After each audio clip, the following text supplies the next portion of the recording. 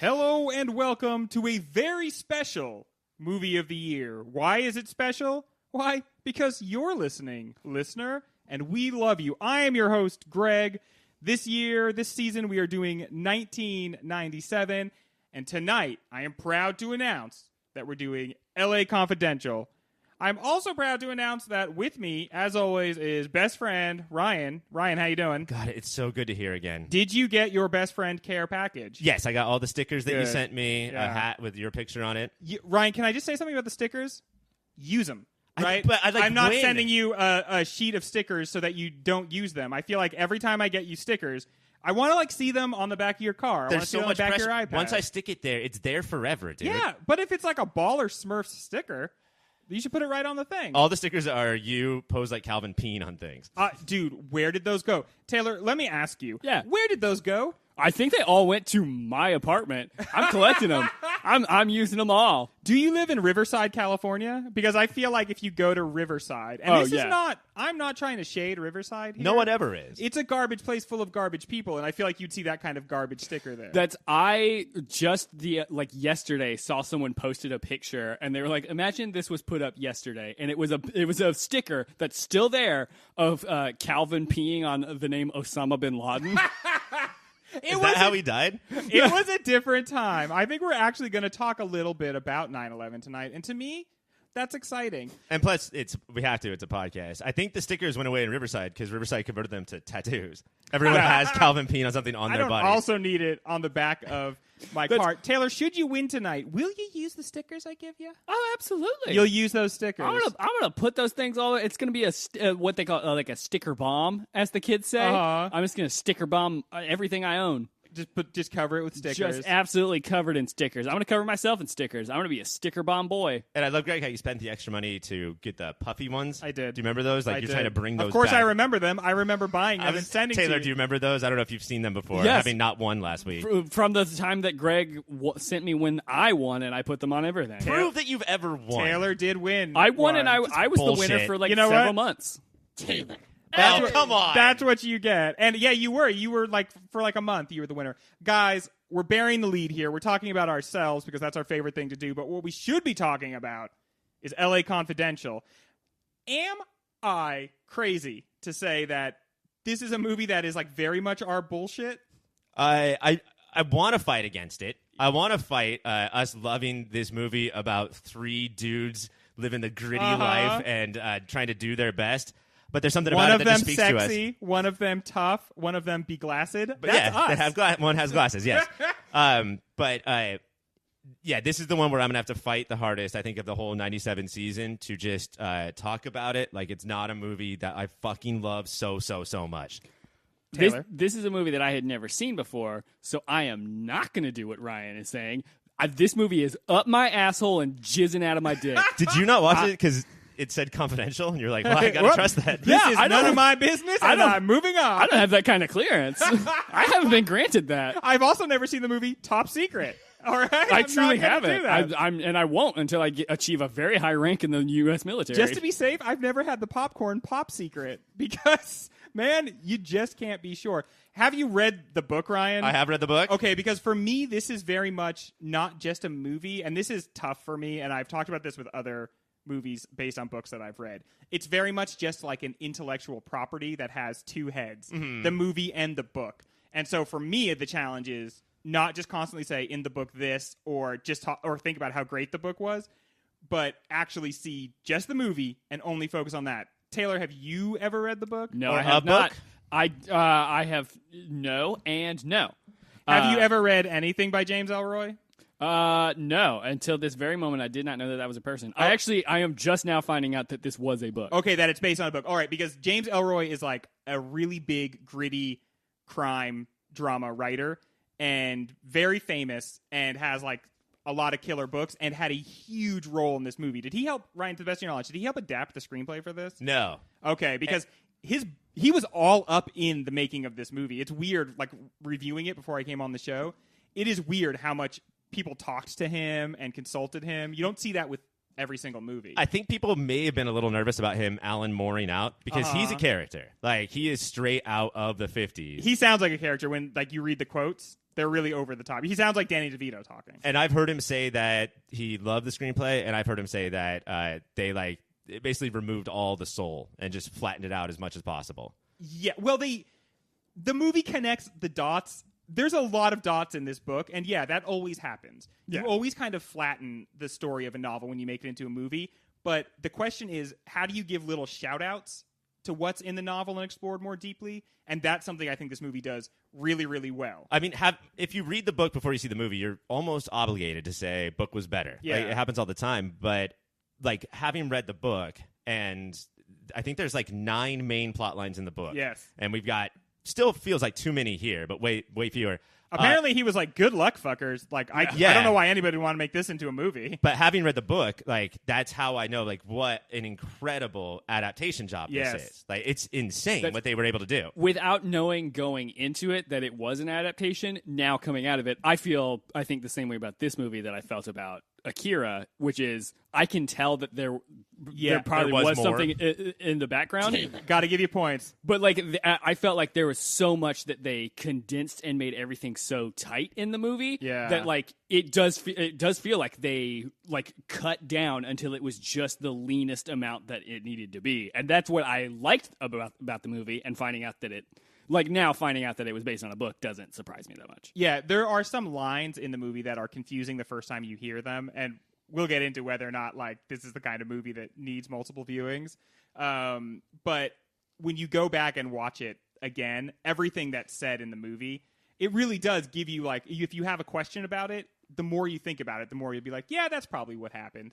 That's probably what the story is there. But I read the book once a long time ago. Yeah, and same here. I watched the movie very recently, and like it really has been probably a dozen times. And it took me 12 times or so, but everything really does connect. Yeah, you know, everything is there for a reason, and if it's not, the whole thing probably topples over. Well, we are definitely going to get to that, but before we do, we are going to build our very own Mount Rushmore.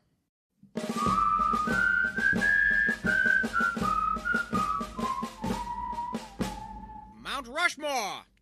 We all know Mount Rushmore is found up in the Hollywood Hills. It's probably one of the most widely known landmarks in Hollywood. It used to be Rushmore Land, but... Yeah, but the land fell off with 2 of the original presidents, and still nobody remembers who they are, because monuments are the only way we can do history. That was a very topical joke as of like 18 months ago, and I'm super proud of it.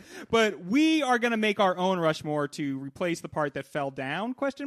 And it is going to be based on 1997 music. Now, there is nothing more important to me than the music of 1997, because this is basically when I started driving, and so I had access to the radio, and so I heard like the 4 songs of 1997 probably 100 times, and I hope you know what 4 they are. So this is going to be a quick segment then. Yeah, it's going to be real quick. I try to bring this segment in real tight. Taylor. Yes. You're the guest, and I feel like the guest gets 2 things. 1, Taylor. Free points. And the other thing the guest gets is to go first. Okay. Well then. Boy. You are a big boy. I am a big boy. I am going to go immediately for something because I feel like we're going to get down to the nitty gritty, and we're going to be needing at least the nitty. Yeah, and we're going to need to be throwing out some heavy hitters to get them on there. So to start, I'm going to put in a critically acclaimed song rather than a hugely popular one. Whoa, I love it. Paranoid Android by Radiohead. And how does that one go again? Paranoid Android. Yeah. I'm the one. Yeah. Yeah. I really like that one. It's the one that's not Karma Police. The other big one. You want Tom York's head. Yes, I want Tom York's head, or the rest of Radiohead. Except for him. Yeah, I want the Greenwoods and one of the other guy. That feels like a very strong choice. So we'll just put like an android head up there, but it'll be like looking over its shoulder, like, what was that? Oh, what's going on? I smoked too much of that robot reefer. Oh no, everyone is coming to get me. Tom York, that's not your song. Fuck. Fuck, that's good. I gave myself a point for that. Yeah, you deserved it. How very embarrassing. All right, Ryan, one of the spots has already been taken by the android. Can you also put up a weird head on the mountain? Oh, yeah, I think that I can, Greg. I think that I can. 97 was a weird time, and I think that it was a time where it was the only time where this person could become famous. Looking back, I don't understand how we all thought this guy was a good musician, if you can even call him that. But luckily for him, his friend died. And so P. Diddy... That's the dream. P. Diddy made us listen to that fucking song the entire year. Looking back, like, he is such a talentless moron. Yes. Just watching him perform, he just jumps around. He's not good at any of, like, the rapping things you need to do to rap. But it's so 97. We were all about tribute songs, and this was a big one. Oh, my gosh. Ryan. And I don't think that was his name then. Does anybody remember? Was it Puff Daddy? It was then? Puff Daddy back then. Yeah. Yeah, for sure. I believe 97 is also when he was on the Godzilla soundtrack. Yes. Come With Me or whatever. And that was very much my shit because I didn't know any better. But, man, I listened to that soundtrack a lot. Also, the Wallflowers on that. Everybody knows how much I love the Wallflowers. I will give it up to him, though, for going away. Yeah. Like, he just left when he knew we were all done with him. Yeah. It's like, all right, that's it. This isn't as profitable as it used to be, and it's out. not worth it anymore.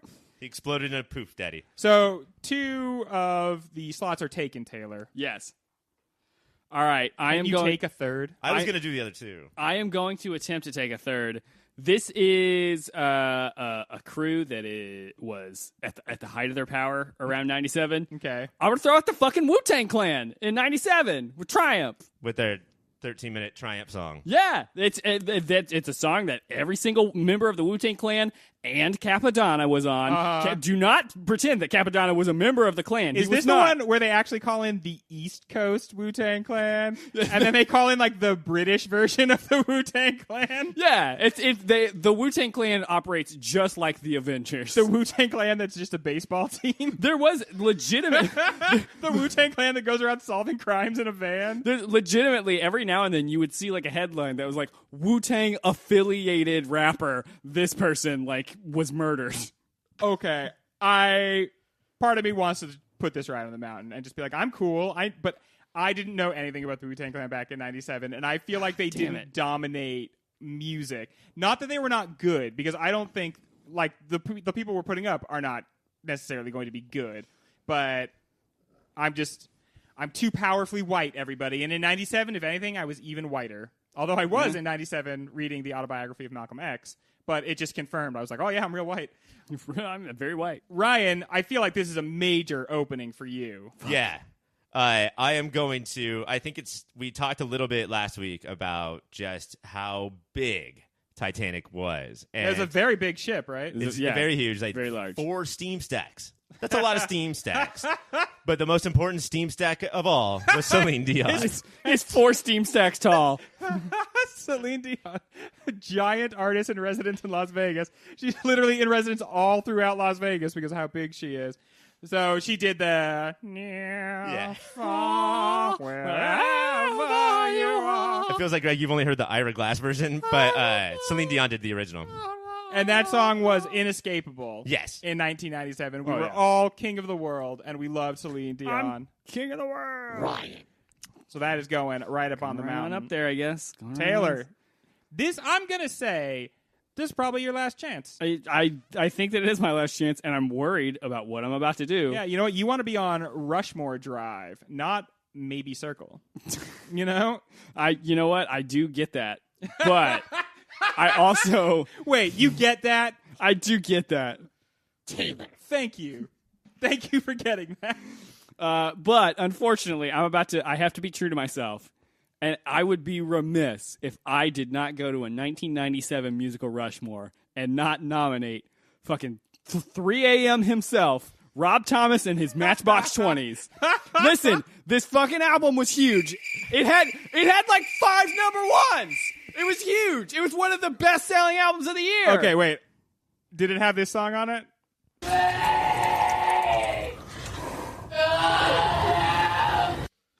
Could you imagine ever doing something where you would be remiss? Right? Imagine you got done with this segment and you hadn't done that, and you were suddenly like, oh shit, I'm remiss. We find Taylor a different part of the studio, like staring out a window, smoking a cigarette. Guys, I have to tell my mom. I'm going to call her, Mom. I was remiss. You know what, guys? At least I'm not remiss right now. That is the thing that I have over you two. So I'm fine with this. Ryan, can you keep yourself from being remiss? God damn it. Fuck you guys. Oh, man. Okay, so I think that I don't want to double dip here, but I think I have to go for the reason for Puff Daddy's season, which is Notorious B.I.G., who, leapt light years I have beyond. no idea why we put Puff Daddy on this list when Notorious B.I.G. was the more important one. Fuck this list. This sucks. I hate this. I also want to put Sting for Tom York and Faith Hill for Celine Dion. Fuck We you. get the whole party. You know on what? there. It's highly unusual, Skadoosh. but I will allow it. So, Ryan, you're getting the point? Ryan. For Notorious B.I.G., who else are we replacing? Faith Hill Faith Hill. Ryan. That's another point, Ryan. Who else? and Sting. And Sting. Why the fuck is Sting going on there? Because There's no song without Sting, Taylor. imagine having a song where you don't have Sting. That's crazy. That's like the WCW without Sting. No way. That's like a Wasp without a Sting. That you know what I like. What other things have stings, Greg? A lot of times my words have stings, Taylor. Well, I found that out during this one.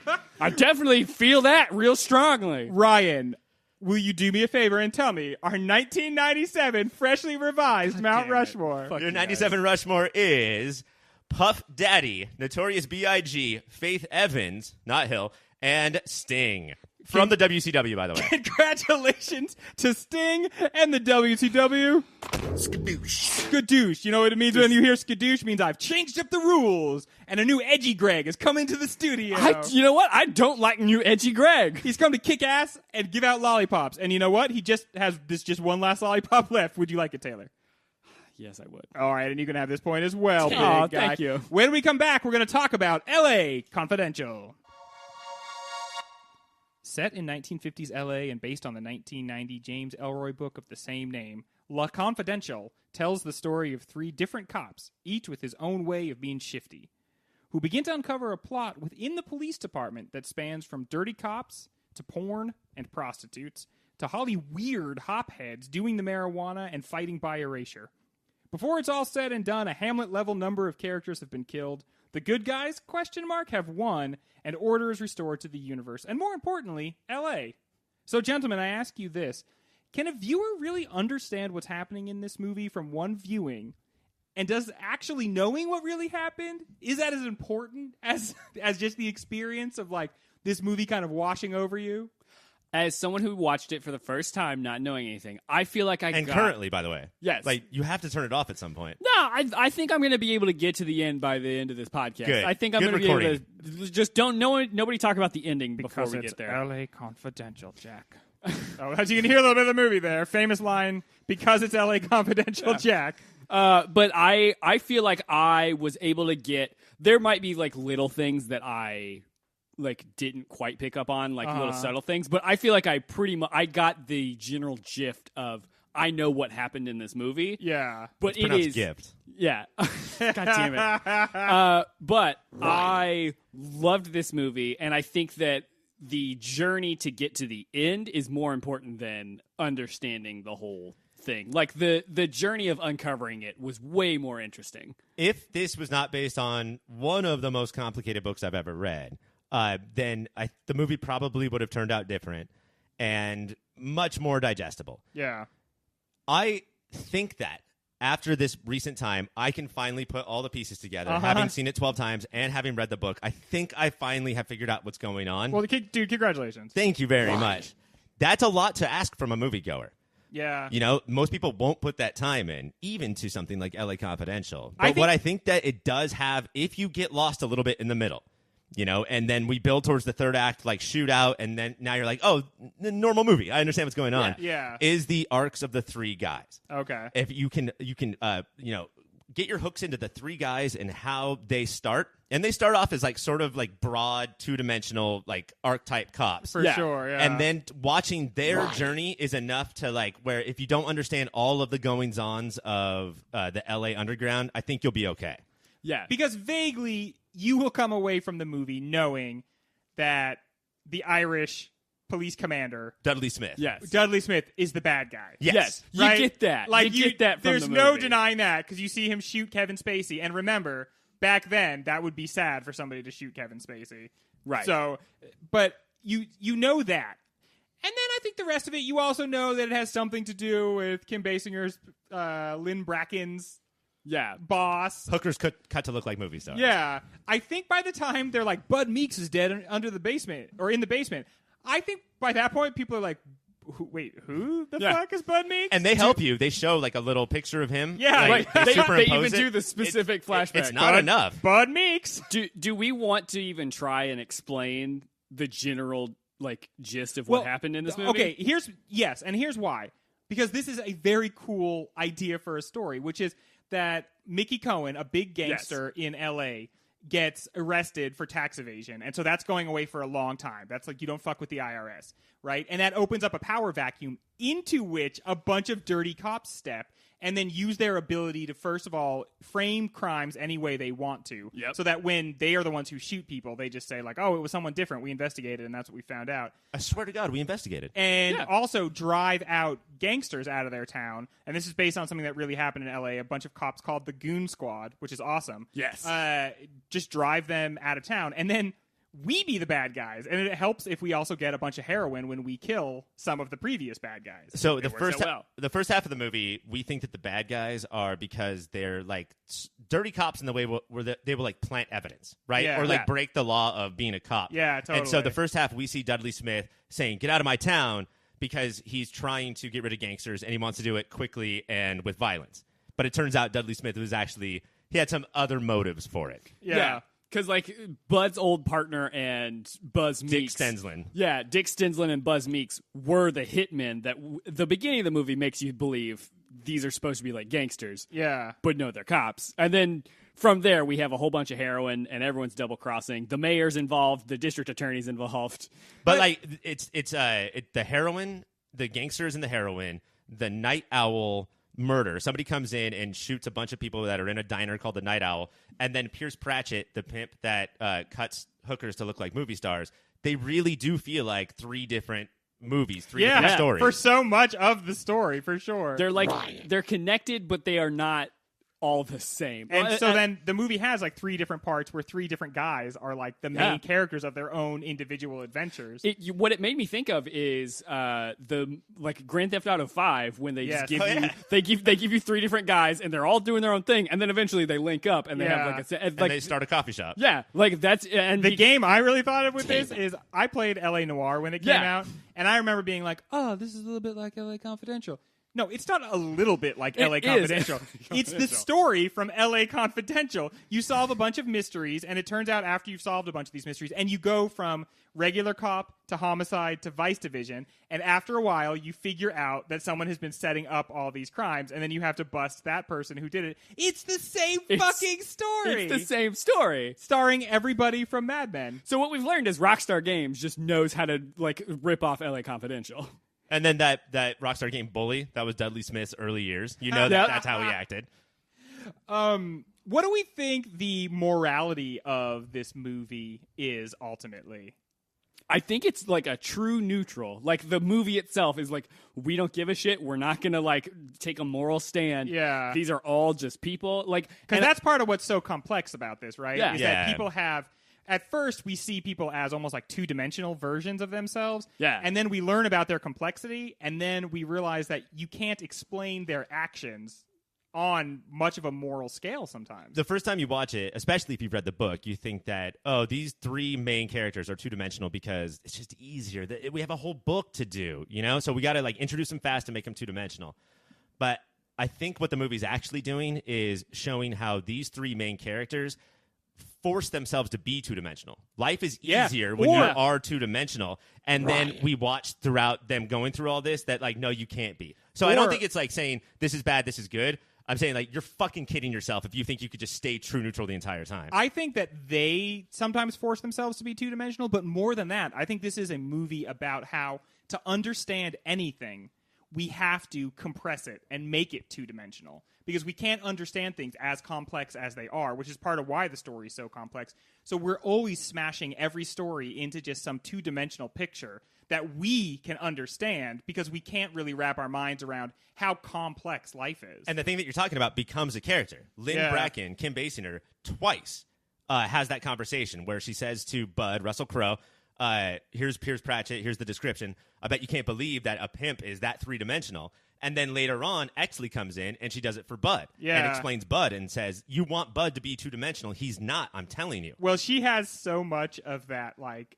I'm the ingenue who understands everything that's going on. Oddly enough, it made me think of Jessica Rabbit from Who Framed Roger Rabbit because she's bombastic and beautiful and, you know, breathy when she speaks and slinking around.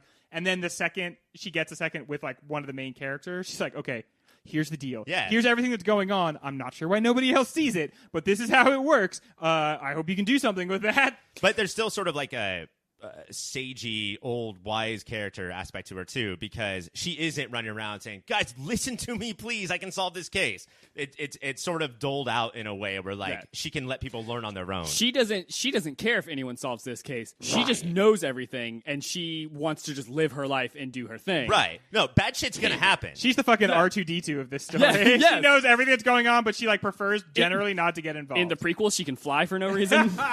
She has But then loses that power. Why? What happened? Sometimes you forget. Sometimes you just forget.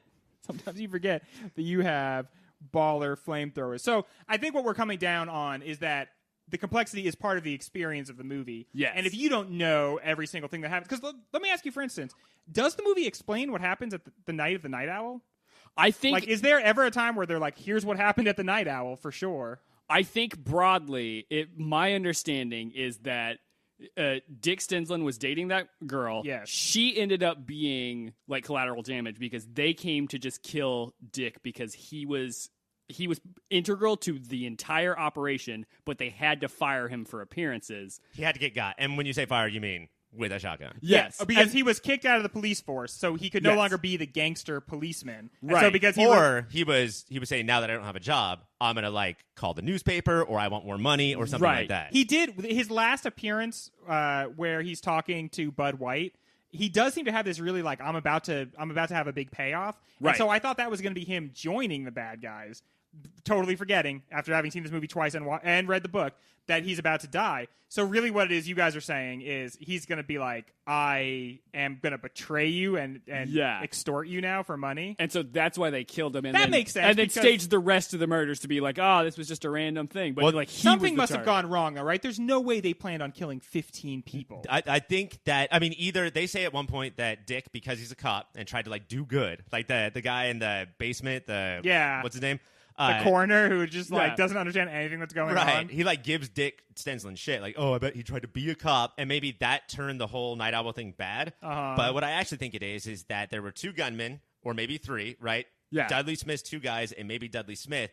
And what was important, the most important thing, is that after Dick died, Dick Stensland, that everybody thought that it was three black kids. Yeah. And so what they did was they did everything that they could. Get rid of the witnesses. So And that's what they think black kids would do in a diner. Right. They somehow knew that these three guys had done this other thing, right? Yeah. Like, Or they just picked or they just got lucky because that's I think that the Inez thing, the crime that the black kids actually committed, I'm not sure if that's happenstance or... Well, because I think there is a lot of happenstance in Yeah. this movie, right? I think that's supposed to be part of... I think the movie in part is about how if you have a big conspiracy, there's a lot of different times where happenstance can undo it. Yeah. And that might have been an instance of that. Because the other thing is they killed a bunch of people with shotguns, and so they knew that they had shotguns, and then I think they just went through, because the only time we hear any evidence that even remotely links them isn't a witness statement. It's just like, this is the description of the car that we saw, and it happens to be the car from this old report from like 2 nights ago. Exley and Jack Vincennes, Kevin Spacey, get to the car after Dudley's guys are still there, or like just after they got Yeah, because they're going to go in there and just murder these guys. They did not think that Exley and Vincennes would figure out who these guys were. And again, if you rewatch the movie and you watch their faces, they're like, what the fuck are you doing here? And obviously, as soon as they bust in the door, one of the bad guys tries to shoot one of these dudes. Right. And Exley, like, hits his gun up. But Exley and Vincennes, I don't know if they're that great at detectives because when they looked in the back seat, it's 3 of the most perfectly planted shotguns I've ever seen. Like, there's lights on them, there's a price tag. These are right where the guns are, right here in the back. When we come back, we are doing trivia, but it is just for our Patreon listeners. That's cruel. What? You know what? That's how it works. You wants the trivia? Sometimes you gotta pay the money. That's how we do it. Thank you, Patreon listeners. Thank you, regular listeners. But not thank you with trivia. Just thank you. Hey, Daddy, I want a golden goose. Here we go again. All right, sweetheart, all right. Daddy will get you a golden goose as soon as we get home. No, I want one of those. I'm gonna pop some tags. Only got $20 in my pocket. That gets me so pumped up every time. That's the longest sound we have that we never talk through. I hope you are pumped up at home as well, listener. We're going on a little shopping spree. We are each going to run through the aisles of this movie, picking any sweet items that we want and putting them in our little fanny packs. And the first one to go is going to be my good friend, but not best friend, T-Money. You didn't need to specify that. Are I don't you think. actively yawning right now? Nope. All right, very Absolutely good. Not happening. Please don't yawn during my show. Thank you very much. I am very attentive. So speaking of, It's too bad there's not a way to like take away points. I feel like that really There would have should been, be a way to take away points. That's That's what it would that sound hurts me. like, I'm assuming. All right, so the first thing that I'm gonna buy, I want to buy from this movie is I want that 25 pounds of heroin. Okay. That's a pretty good one. Yeah, like listen, Okay, did you get the feeling? I got the feeling very much that, like, they were always bad cops, right? yeah. But it's shown in a very offhand way because they don't want you to know that the cops are the ones doing it right away. But this 25 pounds of heroin, that kicked them into a new gear, right? That's Oh, the thing yeah. is that I looked this up, and I Okay. think I found a story about how 100 pounds of heroin was like busted recently, and that was $30 million. Yeah. And so I think that the reason that the number is 25 is because they're like, oh, fuck, this is too much heroin. That Yeah. is so much. Because also, when you think about that amount of heroin is not what goes to the street. They cut that at like 10% of that heroin to like 90% You're gonna of like step other on that. stuff. Yeah, and then you sell that for however much. That's a whole shitload of money. And it's funny because if this story were told in a different way, it would actually be really interesting because they had a good little thing going, the cops, but it blew up in their face because they were going to get too big. The conspiracy got too big, and then it was like any crime you investigated would eventually go back to this cop gang. This is, when you said, like, when you brought up, Greg, that there's a lot of happenstance in this movie, it really was not, like, they really did not draw it up on their blueprints. And so all of this murder is because they thought, oh, it'll go exactly like we planned, and it doesn't. And pretty soon, they're fucking murdering everybody. There's like 30 people killed in this movie. I mean, to kill one guy, they killed 14 additional people. There's, like, I can see an argument where, like, you think that Dudley Smith is too bad. Like, when he goes to Yeah, kill Danny DeVito, totally. it's too much of a villain. But I actually think that, like, he's just used to it at this point. Like, he just knows that this is what I do now. He's a sociopath. He does not give a fuck. And if he were actually not a sociopath, I think he'd be a lot better at this because the answer is not you kill 15 people. That's not like, and you can't then kill every other single person that you are associated with. That's going to close the loop on you pretty quickly. If you give a mouse a cookie, you're going to have to kill 15 people. I don't think that Taylor should get to go anymore. There's no way that Taylor receives 25 pounds of heroin and doesn't die because of heroin overdose or gangland. Oh yeah, no, I'm going to Shit. die immediately. Yeah. This is so much heroin, dude. Yeah. No, you know what? Ryan, this is going to be giving you a point because that's a really good point. What? Taylor, I don't want you to have, honey, I don't want you to have that much heroin. What? But That I scares me. promise I'll take care of it. I don't like to think I'll about feed it. it every day. You had all that ecstasy, remember? And then you didn't. If me and Greg... No, this will be different. It's not going to be different, baby. It's going to be No. different. Oh, the first heroin user to ever say that. What if me and Greg promise not to touch the other 24 pounds in this shopping spree? You just take 1 pound of heroin. Okay, well, We can agree to that. yeah. You know if what? we- There's only one heroin I care about, and that's Lynn Bracken, heroine of L.A. Confidential, the movie we're talking about tonight. Let's take a call. Let's take. This is Greg. You're here with T Money and Money. How you doing, T Money? Oh, I'm doing great, Money. How's it going? I just figured out what I want to buy on this here shopping spree. What's that, Money? But is it 1 pound? It's 1 pound. Okay. He's getting 1 pound. Okay, it's like a trust I scenario. feel- Yeah, you can have the other pounds when you graduate college. I feel like he could still maybe mess his life up. If you Oh have a- no, I'm still gonna die with 1 pound of heroin. you don't want just like a pound of heroin, like. But you know what? We said we give it to him, so we're gonna give it to him. I'll fuck myself up with a spoonful of heroin. He's I an- don't give a fuck. He's an adult. He can have as much heroin as he wants. Speaking of drugs, I don't want heroin, but I will take that pot. For a couple of Yeah. reasons. One, it just looked really good in the bag. It looked like there was a fair amount of it. And also, we've gone too far with pot. We've made it way too fucking strong. It was supposed to Yeah. be like this mellow, cool thing. And 50s era pot is just a plant that some guy was growing in his backyard. It wasn't like covered in all these pesticides. It wasn't like 30% THC or whatever. We have jumped the shark on pot. I Yeah. want some of that 1950s grass. You don't think that with your tenured career of smoking that, like, do you really think this would have, like, do you anything at all? Like, this would be such fucking dirt weed to you. I guess that's true. I'm a bit of a vet when it comes to this stuff, but I hardly smoke anything compared to what I used to. But back in the day, Ryan, probably because I was going bonkers Lynn with back in the stuff. day. But now I am an adult, and Don't do it anymore. Adults want easier video games. Yep. They want light beer, and Yep. they want marijuana that, like, basically you kind of barely feel, and then you want to be able to not have to hide. Modern weed, if you don't smoke it all the time, modern weed, as soon as you take a hit, you're like, the cops are coming, dude. I Oh, gotta yeah. hide in my bed. As someone who tried weed for the first time Yeah. in 2019, guys, they'll fuck you up. It'll fuck you up real bad. And you know what? Just one quick aside here. If you don't like smoking weed, don't let anybody tell you to fucking smoke weed. Yeah. This is the weirdest thing. I don't know why there's so much pressure that everybody has to like weed. A lot of people know they don't like it, and you know what? Don't pressure them, and don't let yourself be pressured to do weed. yeah, I sometimes gotta say, it's though, not fun. I avoided all that. I only spent like 6 or 7 years smoking weed before I finally agreed with what you're saying. So I'm getting some of that sweet 1950s Mary Jane, even though it could ruin your whole fucking life back then. Oh yeah. I guess I want it without the penalties. You could be on the cover of Hush Hush magazine. Ryan, we are burning through nap time. What is your item? You have 2 here, right? Yes, I have You're 2. on the turn. Oh, wow. So you guys got your vices. Taylor Yeah. with his heroin, Greg with his weed.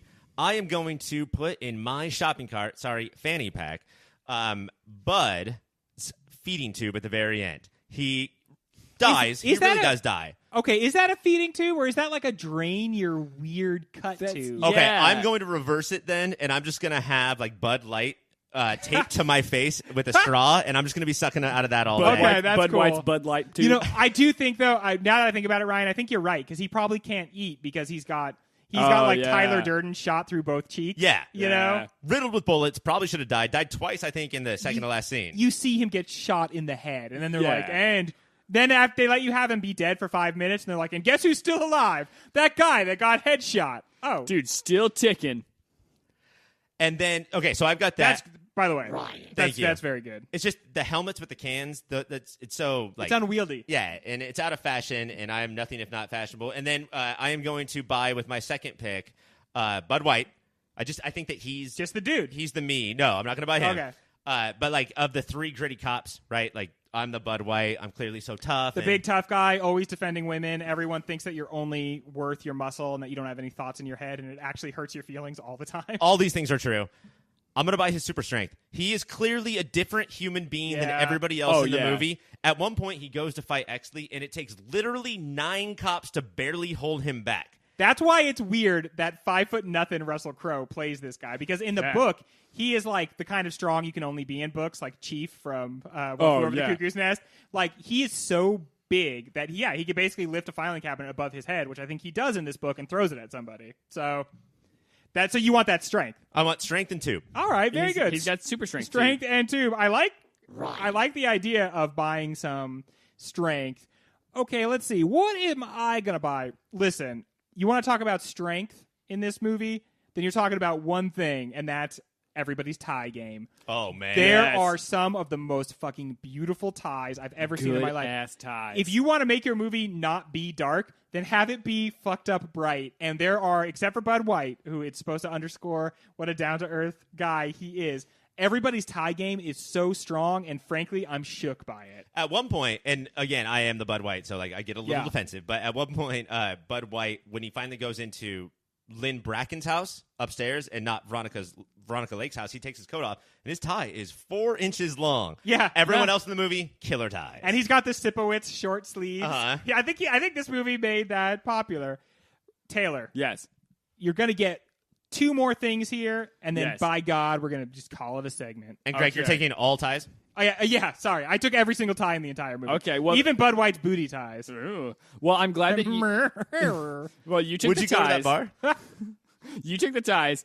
I am going to go along the same lines, and I want Jack Vincent's studio suits when he goes to the Okay. studios. That fuzzy white coat? Yes. Oh, dude. man. Oh, because like when he's just in like the detective's room and doing detective stuff, he's wearing a normal suit. But anytime he goes to that studio, When he's Hollywood Jack. his Hollywood Jack Yeah. suits are fucking great. And I feel like at the time that would have been like, look at this flashy dude. Yeah. I feel like that has come back around. I would look so fucking fresh in those. I have to say, it was easy to hate Kevin Spacey when we watched American Beauty? American Beauty. Yeah. Yes. But I had to keep reminding myself Yeah. during this movie that we were supposed to hate this guy because first of all, he's beautiful in this movie. He's Yes. not someone I've ever noticed for his looks before, but he Dreamboat. looks really, really good in this movie, and he is just absolutely owning every scene. This is like him at the top of his game. in I this kept movie. looking down like at his shoes because it felt like he was like floating. Like it felt like Yeah. he was just like levitating through the Yeah, scenes that he Dude, was in. remember that scene where Guy Pearce, where Ed actually asked him why he became a cop, and he's like, I forget. And his eyes start watering like a second before he says, I forget. He doesn't cry, but his eyes completely flood and his voice kind of breaks. yes. You guys, man. I had this to guy's wa- a monster, keep in mind. I had to watch this movie and then immediately watch that video he made where he was Yep, like, let me be "Don't- frank." Don't you want me back?" Like those two things have to be watched back to back, so you remember what a weird, fucking creepy dude this is. So And you want Jack Vincent's coat from LA Confidential and Yes. not the clothes that he wore in that video that he made. no, not the weird apron that he's wearing in that Okay. video for no reason. Taylor, you also have your final pick coming up. You're on the turn here. What else are you going to get? All right, I'm going to round out. I've got the at this point 1 pound of heroin. Yeah. 24 remaining to be seen. What happens to those? I've got That's like probationary. yeah. You might get that heroin if you prove to be I'm a big boy. a big boy. I'm going to try very hard to be a big boy in my big boy, very fancy suits. Nice. So to round out all of that, I think what I really need is those glasses that Ed Exley wears. Those are some handsome looking glasses. They're good glasses, and everyone the whole movie is telling him, "Hey, buddy, take those glasses off." And no, keep them on. Keep them on. They're good glasses. My cousin is an NYPD officer, and he wears glasses. And he told me that anytime anything goes down and a suspect attacks them, he is always the person attacked, and it's because he wears glasses. Really? Because we see glasses as such a feminine, like emasculating thing because people's eyes don't quite work. It's like, oh, that guy must be a nerd. That's so Yeah. weird that's persisted. In the meantime, my muscles don't work, but I don't wear glasses, so I'm a manly man. You are a manly man, and you're tall. You have that going for you. But like, hard to find a more important prop in the movie. You know, like they don't like it because he can see everything so well, and then like when he finally takes it off, he becomes a different character. He goes through a whole period where he Yeah. can't see because he won't wear his glasses. So he's running around with a shotgun, and he just can't see. Yeah, that's not That's a the good American way. dream. It's not a good way to do police work. That's a bad choice for him, but Taylor, I think a great choice for you, and you could really Thank pull you. those bad boys off. You wouldn't I look think so. You wouldn't look so awkward in them the way Guy Pearce looks. Yeah, in because the I feel glasses. like Guy Pearce. They already had the glasses and then they cast Guy Uh-huh. Pearce.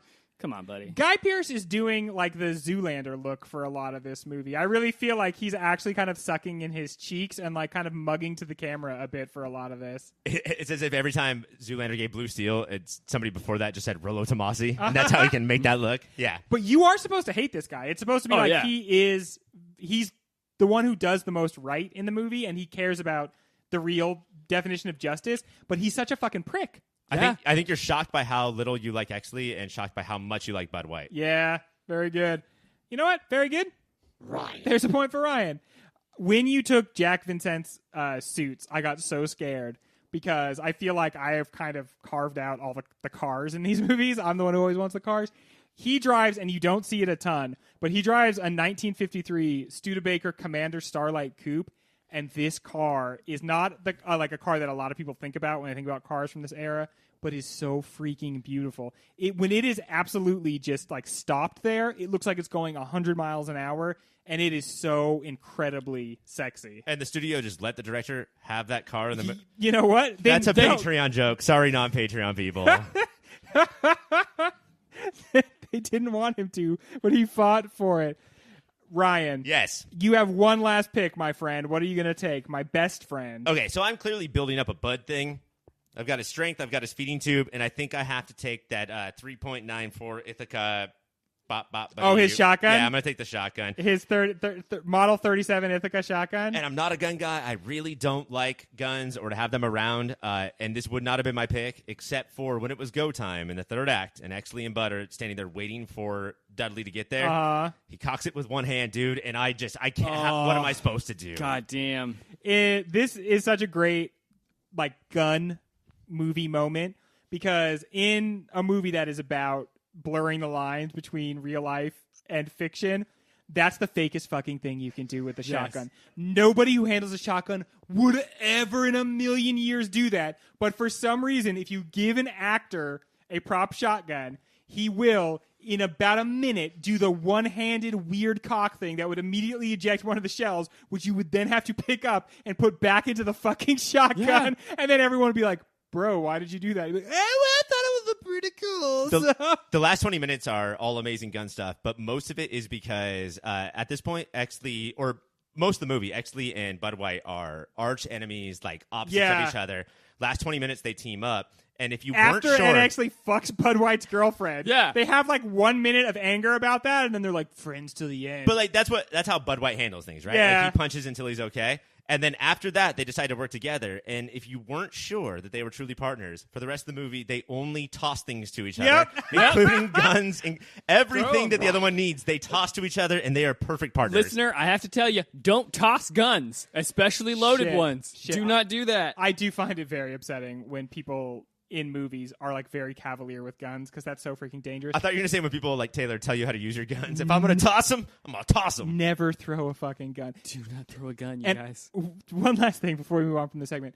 Treat every weapon like a loaded weapon. Yes. Never point a weapon, even if you know it to be unloaded, at anybody, including yourself. Well, that is all of our picks. So let's go through, see what everybody has, and then I will choose the winner. Ryan, let's go to you on the studio grounds.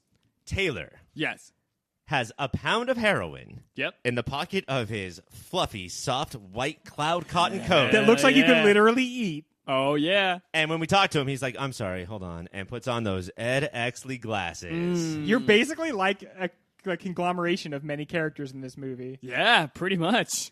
Greg, Yes. you have got an old school bag of weed. Hell yeah. Every single tie that you see in the movie.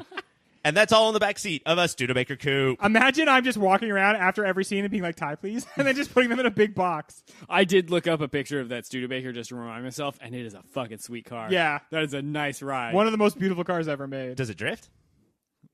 Probably if you go if you drive into a corner and take your foot off the gas, I bet that thing will drift on you. Anything can drift if you do it right. If you do it wrong, anything can drift. In my fanny pack is Bud White's feeding tube, Nice. Bud White Super Strength, and Bud White Shotgun, which he cocks with one hand because of Bud White Super Strength. I think that definitely has to go to my good buddy Taylor, who's going to get some more points. You did it. 3 beautiful points for Taylor. When we come back, one last question. Gentlemen, what does this movie have to say about Hollywood? And is that message unique in any way? I definitely think that if this was NY Confidential or try to do more film noir-y other cities, really almost all the noir, except with rare exception, takes place way over there. Maybe even a Philly, that might Philly happen. Confidential? And we do think when we think of organized crime, we think of the East Coast, right? Yeah. Because they're I guess garbage people. And we have no crime. Yeah, and we have no crime because again, as Taylor said earlier, it's just too sunny for crime. Yeah. Why can't- would you go on the beach? As we sit in a studio that is over 135 degrees, we can attest to the fact that it's always sunny in Southern California. I think the LA thing mostly has to do with, I think, the movie's biggest running theme, the one that I don't think the movie does anything wrong. I don't think it hits this on the head too much, but I could see an argument of whatever is on the surface is a lie. And that's probably the case with like Cops and Dirty Cops. And it's definitely like the whole thing that Hollywood has built up. Yeah. And I think a lot of it is about image and maintaining it. And Jack Vincennes is the most transparent of the characters who is all about image. But I think, like Greg brought up earlier, every one of these characters is sort of playing to an archetype to maintain it. And I think the amount that they, like, everyone interacts with Danny DeVito's character, and Danny DeVito brings out, like, whatever, it's all appearances. Like, we're going to fabricate a scandal so that we can just get, like, pulls. You know what I like about DeVito's not planting drugs, but Right. it's just one slight step away from just that. over that line. I mean, the one of the very first things we see him do is he knows that a drug dealer has recently sold an actor drugs. Yeah. And so he does set him up in that way. Like, he doesn't actually do the planting the drugs, as you said, but he's definitely there to capitalize on it right away. What do you think about that character in this movie? One thing I really appreciated about it, watching it the second time before we did the show, was he knows about Pierce Patchett's operation. He of course knows, because he knows everything that goes on. But if you ever bring that up to him, he's just like, never heard of it. But hey, let's talk about something completely different. I mean, and he does such a good job selling it every time that it's not obvious that he knows everything about it, but would never say anything. He brings up very good points where he's like, I can't use that. And it's like, actually, all right, fine. Jack Vincennes, I think, asked him 3 times of varying like degrees in importance. What the fuck do you know about Florida Lee and Pierce Pratchett? And he does every time. He's like, oh, I don't know, bub kiss. But give me this other thing. He'll look away and then he'll say no. Hush on the QT, man. And he definitely knows it's not going to sell magazines. What we don't know is that he's on the payroll, or definitely like worried about what it would be like to not be on the payroll. But the other thing too is that it's interesting because everyone, as like just the grit, Sid Hudgens is just the grit. Everybody else is grit, but they think that they can cover it up with some sort of like surface level beauty. Yeah. Sid Hudgens is just straight. I mean, he looks like Danny DeVito, and he just embraces what the fuck he is. He understands that, what he is, and so nobody respects him. But it does go both ways. Like Jack Vincennes, AC-doocy, if you will. It does go AC-doocy. Jack Vincennes, you think that you're this hot shit, you're the person on Badge of Honor, but I don't respect you either. You know, I'm in control of you. Yeah. I'm going to hide what I want to hide. I'm going to make that hush-hush and then just give you some other bullshit. On the subject of the AC-doocy thing, is that actor really bisexual, or is it that he has been forced by Hollywood to sometimes Mentalist? perform homosexual acts? And if that's probably the case, isn't it very uncomfortable to have him in scenes across from Kevin Spacey where it's like, oh my God, how many times has Kevin Spacey done that to somebody? That was a stark... I had a lot of thoughts about that. Because there's the concept of like, as at that time closeted gay man, like what's Kevin Spacey thinking about this scene? But then also, how many of these like situations has Kevin Spacey been in and created, like intentionally or no? Like I that was a very uncomfortable scene. But I do think that the actor, I don't think that he is himself bisexual, but he's gay for pay. Yeah, he's gay for pay. He's willing to, like, if it'll further my career, I'll do that. And I think that's another aspect of what the movie's saying about Hollywood is, like, people will just do whatever to get, like, ahead. Danny DeVito pitches that whole thing to Jack and then leaves. And now it's just the actor and Jack. And Jack is just starting to arc, starting to, like, see, like, some of the things he's done, it might be bad, and he doesn't think this is such a good idea. And so he's very awkward. That's why we thought Kevin Spacey was awkward before. Now we know why he actually was. Why he's having such an unusual scene there. I guess what I'm trying to drive at with my question about L.A. is I understand what it's saying about L.A. and Hollywood, but if I had to have one like quibble with it, none of it feels exceptionally fresh to me. Is it just that it's not fresh anymore, or is it not that every movie has to say something like totally new and spectacular? I don't know if it's fresh anymore, and I think that the biggest argument about why this movie isn't perfect is because it doesn't have a lot to say.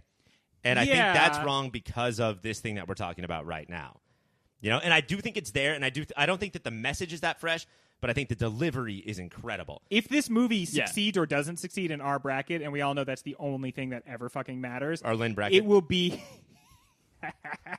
Ryan. I don't know why some of those get you points and some of those don't. I guess I never know either. some are good and some are bad. Who knows? The drop pad is a fickle mistress. Drop pad. All right. Very good, drop pad. I've totally derailed myself now. I've totally derailed myself in the entire show. But I do feel like the message hasn't aged well because Hollywood hasn't aged well. Yeah. Now that we know that there's all sorts of sinners in this movie, both within the movie and like the technical advisors who were the cops that helped them make this movie, both the LAPD and Hollywood from this time have proven to be just as toxic in the real world as this movie was purporting to show it used to be. And there is like a certain sadness to that pervades the movie in a way. But I wonder if, like, is the movie actually trying to say things are better now, or is it just saying? No, I guess it's not. Yeah, like, is it just saying like this is how it but was? see, by putting here's why I think it does. Actually, I changed my mind. If you put fucking Daryl Gates in this movie, I think that what you're saying is and Guy Pearce had a ride along with an LAPD officer. The LAPD's position on this movie at the time was very much like, hey, remember how fucked this used to be? I don't know if this was Used supposed to be only. Yeah, right? I don't think they were saying like this is still a complicated thing. Otherwise, they wouldn't like work with them on this movie, which they clearly did. So they didn't react to it like all Republicans did to the 1619 Project? Yeah. Like, how dare you ever bring this up? Blue Lives Matter, man. But here's why I actually think that you might be right there, but I think that this is a situation where you can sort of ignore what the movie was trying to do at the time, because I think that this movie actually has aged much better than a lot of the other movies that we have done in the past. And specifically, I think it's because all of the main characters are shown to be shitty people and it's not trying to redeem them. Yes. And nowhere in the movie does it like intentionally say these guys are better. Because like when we're watching like another Kevin Spacey movie where it tries to like redeem him, that sucks. This one, they're all shitty. Okay, and we're good with it. granted, but doesn't the movie fail to it involves people of color, but doesn't it fail to ever address like what it might be like from their perspective? I mean, it doesn't do it. Yeah. And I mean, so like, is that a failure? I think it'd be really hard to make this movie about 1950s LAPD, and I feel like I say this all the time, and it's really starting to like be hard as an excuse. But it was all white dudes, and if you want to make it about these white dudes, if you put like a black guy as one of the three, it would not work. In the book, the character Inez, the character who was the victim of like the repeated rapes, she is like a character, and you do see things from her perspective. Now, I know the movie had so much to deal with the book, but it just feels like now you want to hear the perspective of some of these people who are so screwed by this system, who get like pulled into it and are absolutely chewed up by it, and who are the victims of like so much systemic racism, and you don't get that. Instead of just having like white people go like, it's fucked up. Yeah, you're right. It's bad, man. But I do think that it doesn't really dive into what their perspective is. But I do think for a movie coming out in 1997, it is pretty bold of it to have her actually say, like, no one would give a shit if someone raped a Latina girl from the West Side unless they killed all those white people. And like just that one little moment of having her say that, and then also acknowledging that she is taking power back for herself, I think is it at least addresses something. It could do more, but it does something. Which I can see why in the book her and Exley hooked up, because that's some Exley level thinking right there of planning the whole thing. I mean, I don't think it is at that time. I think he hears that and he like ruminates on it, and that's why in the end he shoots Dudley. Because he's like, yeah, this is the only justice for some people is to just absolutely gun them down like fucking dogs. Like, and it's not a movie about being shitty and becoming perfect. I think it's a movie about being shitty and then just coming to terms with the shittiness. Yeah. And like going back to what you said, Taylor, I totally agree with that. A little bit ago, I do think that the themes are more universal. I don't think this is saying something about Hollywood. I think it's saying something about surface versus inner. Yeah. And then knowing that Hollywood is the perfect place to set that. Okay. Yeah. I like that. I like that a lot because I really do think that it's what the movie's about. Sometimes it's heavy-handed. Like the amount of mirrors in this movie is insane. And watching all the characters at the beginning think that what they're looking at is reality, and then realizing that, oh, no, that's just what's on the surface, and I have to deal with what's inside. But like the other big thing that I realized this time was the clothes. and how the clothes is like a stand-in for the surface. So Lynn Bracken is this person who like knows it all, and she is always wearing, famously in most parts, wearing black and white. Yeah. Because that's just the surface. Underneath is the opposite. And every time she dresses somebody down, they're gray on the surface. It seems like they're nuanced on the surface, but on the inside, they're the opposite. They're black and white. And those are the kind of things that I think like really hits the theme without forcing it down our throats. Yeah. Yeah. Well, that's why people tune in to Movie of the Year. Ryan giving you some of that primo content there. Well, you know what, man? I got bad news for all of us, and it's as shitty as it gets, but... I thought it was going to be another Rushmore. This is actually good news. Yeah. No, it means we are out of time, and we are going to a speed round. What is the message of this movie in regards to violence and women? I think, unfortunately... Dive in, everybody. I think, unfortunately, it also takes a hands-off approach, which I wish that the men in this movie had taken. There it is. Yeah, I didn't notice. I hate to say this, but nobody's listening, so I'm going to say this to you guys. I watched this movie with my wife, and I was like, that was awesome. Bud White, right? And she was like, he beat the shit out of Kim Basinger, and I had forgotten it. Because, dude, this is like such an interesting part of Bud White. It's not just that he hates people that beat women. He's a fucking woman beater himself, and that's why he's flying off the handle all the fucking time, because that he has this weird reverence and violence that he directs towards like every woman. Hopefully he's able to offload that violence. That's why he like seeks out men like this, so that he can be violent around women without being violent towards women. But the second he gets upset about something, and it is a bummer when the person that you are a rival with sleeps with the person that you are in love with. That's a definite bummer. Yeah. But then he beats the shit out of his girlfriend. It happens to be like twice a year. I've never punched a girl because of it. But yeah, like the one thing that they all have in common is like the self-loathing. Yeah. You know? And like that's his big demonstration. They are the thing that they hate most in the world. Like, and that in every facet of that. How does Lynn Bracken stack up against other ingenues? And we were talking about her a second ago. Something I wanted to say is that it's interesting that she wears those black and white colors, and the first time you see her, she's dressed very much like a nun, or like Mary. I mean, and the nun's habit is based on that. So like in embodying that purity and that sort of like slattern nature. She's a prostitute, but that black and white being both of those things at the same time. But how is she for an ingenue? We've talked about this a little bit. Again, the person she reminded me the most of was Jessica Rabbit, the person who knows everything that's going down.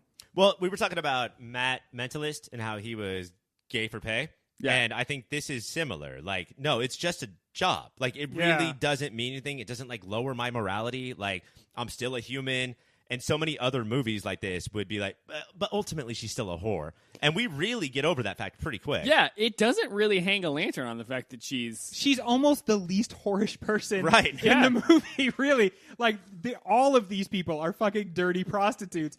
Like, but she's got her morals and ethics, and she stays true to what is like good for her. This movie takes a fairly like hands-off approach to being like, yeah, she's a prostitute, and prostitution's a whatever. It's just another career. Yeah. Like, it's very sex positive. And I think we're Russell Crowe, and he comes in and meets her, and he's like, "That's bullshit," and she's like, "Not really." And we're like, and Russell Crowe and us, we're like, "Yeah, it's not. Who cares? It's fine."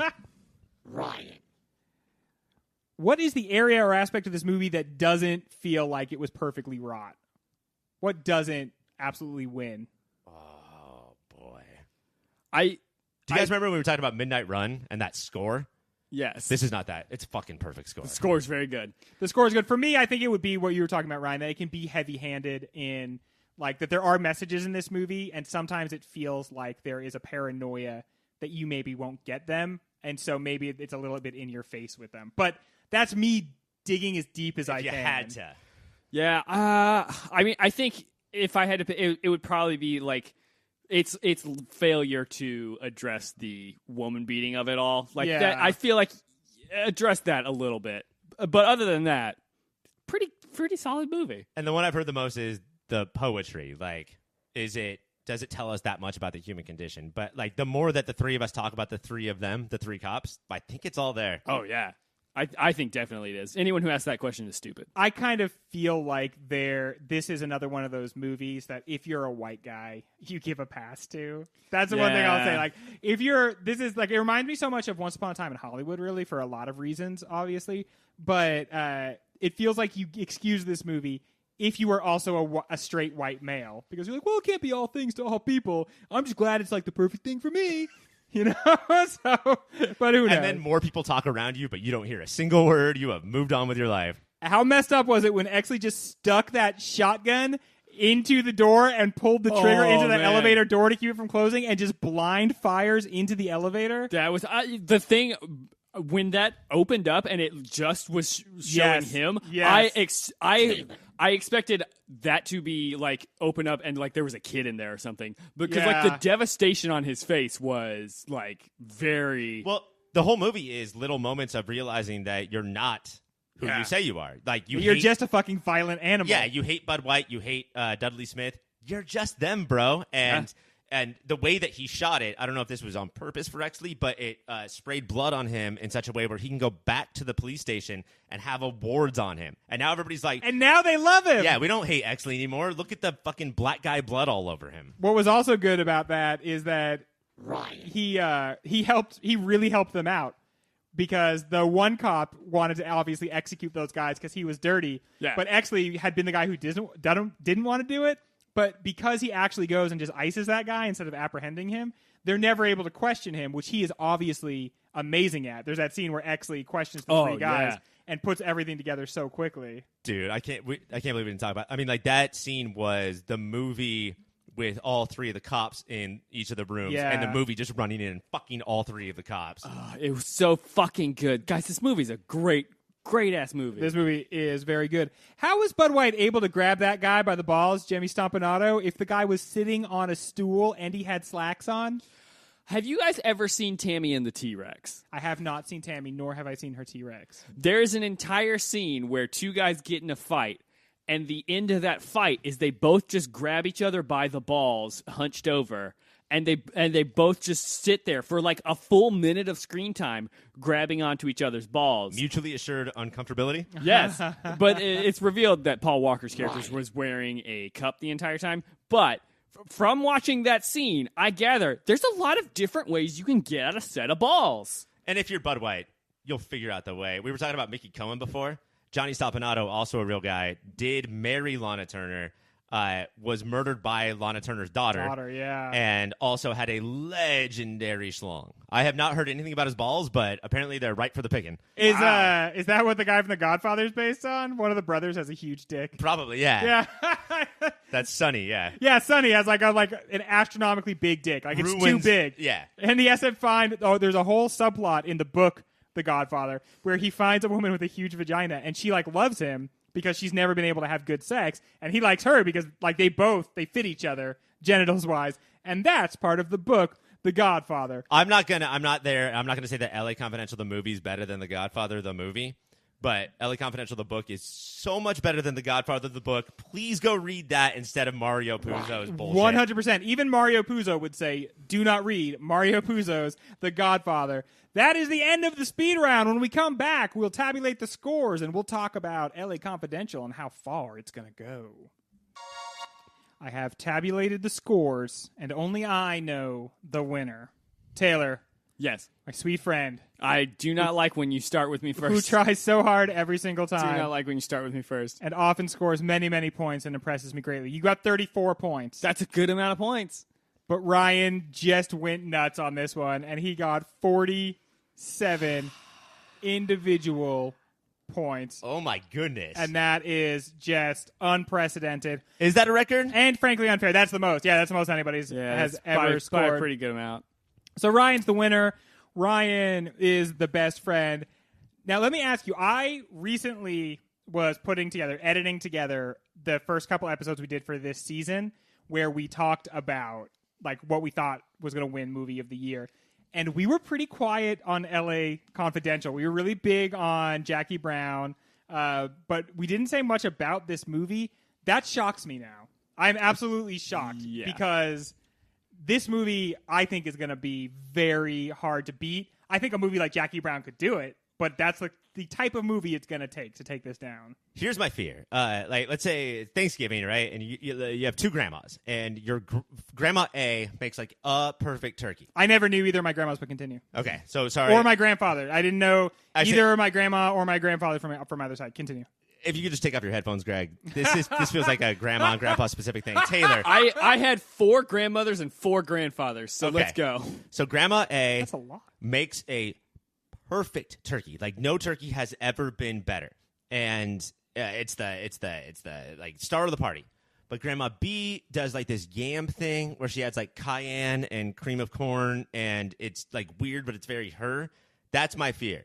Is that I'm definitely not understanding any of this. No, Here we go. Here we because go. all my grandparents were like, right, you guys? Was that your eulogies? Yeah, dude. What if LA Confidential is too perfect? And There's there's some like that's there's such a some other stupid movie thing to bring up. that like Titanic, No, that's which we all love, that just has like that cayenne pepper and cream of corn cream that's such a that we just love. Such a stupid. What do you mean too perfect? I will say this.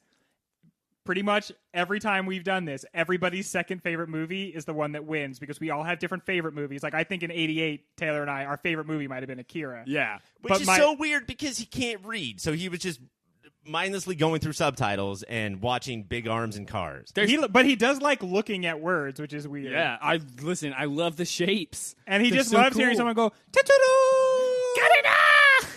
But I think this movie, other than possibly Akira, I think this is my favorite movie by far that I've watched for this show. I think I feel the same way. This is, I think, my favorite movie I've ever watched for movie of the year. Guys, I fucking love this movie more than you guys combined, okay? I've done the science. That I feel like. that seems he's just making weird. Well, you did claims just win, now. so definitely more than Taylor. Okay, well that's not. I just think it's too perfect. And I think that we're going to find something that is like its flaws are its strengths, and we're Yeah. going to pick that. Maybe something that's a little less neat. I think exactly, I think yeah. Men in Black is going to take it. Man, I am so dreading watching Men in Black. I think Taylor's right because I can't remember. Did Will Smith sing an LA Confidential song at the end of this movie? No, No, he did not. No, he did not. Well, I think that this movie is probably going to go far, and I wish it well. I can't remember a movie I wanted to see again as much. I'm thinking about going home and watching this Seriously, movie again. like talking about it with you guys has made me just want to watch it again, and I want to read the book. You guys, I might have a problem. Honestly, if you announced, Greg, that next week we were doing another show on this, I'd be so stoked. Like, we definitely could do another hour. The good news is we do get to talk about it again. We just get to talk about it again at the end of the show when it's paired off against some other pretty incredible movies. Next week, we are doing our mixtape for 1997. I have reason to believe it's going to be fucking crazy because the Unnatural 20s are coming to join us. And they always bring a very interesting energy, a very interesting musical energy. Cassie is basically a music genius who understands how it all works. And Caitlin only knows songs that appear in commercials when she's running by the TV set. Do we talk about other songs other than that P. Diddy song? We don't talk. I don't think we are going to end up talking about any other. I mean, it's a mixtape, but I think it's just going to be probably like 17 versions of "I'll Be Missing You." Taylor, as the loser, I have to escort you out of the studio. Oh, come on. But we'll leave the mics running, and we'll anticipate nobody else coming in and trying to do our I'm jobs. outta here. All right, bitches, I'm in charge. I am going to bring up people from our green room to help me out with these commercials. Coming up first is the most famous rapper of all time that is also a farm animal, the Notorious P.I.G. Oink, oink, everybody. It's Notorious P.I.G. here, keeping it real, making that bacon, being that bacon. You are coming in hot and hard right now. I love Listen, it. I am sizzling up on the grill, dude. I got the chops, the pork chops to get this done. My name is Piggly Diggly, the Notorious P.I.G. My tail is kinky and my farts is stinky. Now, good rap. That should be a single right there. I'm already beginning to do some of my raps that you probably know me from Now- as Notorious P.I.G. Notorious P.I.G., you've gotten a lot of shit about like anti-pig, like kill the pigs, eat the pigs sort of rap themes. That's what do right. you say to the haters? I say, you know what? I'm talking about a different type of pig. You know what? And you got a hip to that, right? Am I pinky? Is it stinky? For sure. Right? That's just how it is, man. You know what, though? I came in here to talk about one thing, and it's not me, because I'm not a self-promoter. I would never do that. Notorious P.I.G. never self-promotes, not even on his new record. Oink, oink, get that badoink. I would never do that. It drops so soon. You should check it out, but I did not come in here to plug myself. What did you come in here for, I didn't then? come in here to plug my own MySpace, which you should check out. I got approved. I have that check mark. MySpace is still a real thing, and you can find all your pig-related content. But boom, I did not come in to do that. Is movie of the year in your top 8 friends on MySpace? I don't know what movie of the year is. Oh my God, dude! Listen. Okay, I'm being handed copy right here. If you would like to check out a wonderful website, check out yourpopfilter.com. Yourpopfilter.com has everything that you would need to support your friends here, the friends of the Notorious P.I.G., yourpopfilter.com. If you want to do a little bit more just to help celebrate these wonderful gentlemen, go to amazon.com/yourpopfilter. That's where you're going to find all the amazon.com things you love to buy. And you might even find one of the records from Notorious P.I.G., someone who was not just made up this instant, so don't think about that. All right, thank you. Get off the stage. All right. Here to tell us about the other shows that Pop Filter offers is anti-Christian R&B singer Faithless Evans. What's up, guys? God's not real. Okay, right off the bat, this is how you're going to hit us. Yeah, I just want to say, God is dead and I murdered him. I like that song because it starts off like, oh, God, I like God. I'm going to listen to this song more. And then you hit us with that end part. I worship the devil. Excellent. What's up? What's good? What is your biggest hit single right now? It's the superhero hour colon God is not real dot he is a fabrication the Pope diddles kids. Oh, fuck. All right, Faithless Evans, please get the fuck off the stage. All right, bye. Here to tell us about all of the ways that you can reach us on social media. It looks like a giant, like barbarian kind of weird guy who loves smashing. Here's Dunk. Yeah, so Dunk studied smashing at Barbarian U, and what I've come to do is smash the concept of ignorance, because, like, ignorance is wrong. Everybody, take it from me, college-educated Dunk. Don't be dumb. If you ever feel like you're being dumb, you can take it from Dunk. Dunk, do you have a weapon to smash Don't. ignorance, or is it just you saying don't be dumb? That's what you think will smash ignorance? I like to, I use a number of weapons, but most important weapon anyone can use is their brain. And so that's something I do. I like to use my brain to smash hate all across the world. I think that you look great. But people are going to have questions about the I fact- enjoy that. I'm glad that you said that. I want to just put out there right now, I'm very sexually fluid. Okay, good. Yeah. I mean, if I say you look great, that's the only thing you can say back to me. I just want to make sure that we're broadcasting on the same signals, because I'm very open to anything that happens from here. I don't understand the whole thing. You've got a giant club, and then you're like a barbarian guy, but then you have a cowboy hat and spurs. Yeah, well, explain all of this. I was recently separated from my friends for a short time, and I used that time to buy a cowboy hat and some spurs that jingle jangle, and then I re-met up with them and helped crucify one of them. So I've got a very active social calendar, and that's, smashing hearts, smashing minds. Speaking of social calendar, you have a social media calendar. Oh, yeah, for sure. Anytime I'm on the internet, which is infrequently because I've never heard of that and I don't know what it is, I head over to twitter.com @yourpopfilter, where they're smashing non-humor every day with their cudgels of humor. And go to Instagram at your pop filter, where they're using the power of images to smash hearts and minds all across this great nation of ours. Thank you so much, Dunk. And finally, if I could, from the I'm just green gonna room- wander out of here. Oh yeah, no, yeah, just Wander.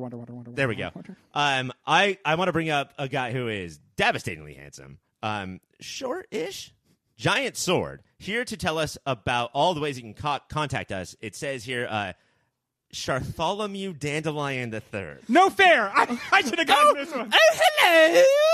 I am Bartholomew Dandelion III, a.k.a. Shot for Shot. Bartholomew, what is your whole thing? Oh, nothing much. I'm a bit of a dandy. Do you like berries and cream? Oh, I love some berries and cream. I have a little song that I sing whenever I go to them. Berries and cream, berries and cream. I'm a little lad who loves berries and cream. That's just some of the things that I do, Shot. I feel it's important that if you love some things, write a song about them, list them all in the song. Oh, of course. All right, Shart, you're apparently throwing up everywhere next to the chair, which is fine. You came in with a big jug of empty wine. Yes? What are the best ways to get in touch with us here at Pop Filter? Well, one way that you can do it is by electronic mail. This has gone very Vincent Price. Yes, that's just how I talk. I don't know. There's this Vincent who's for sale, a friend of yours. So you can take a little message and send it to your electronic butler.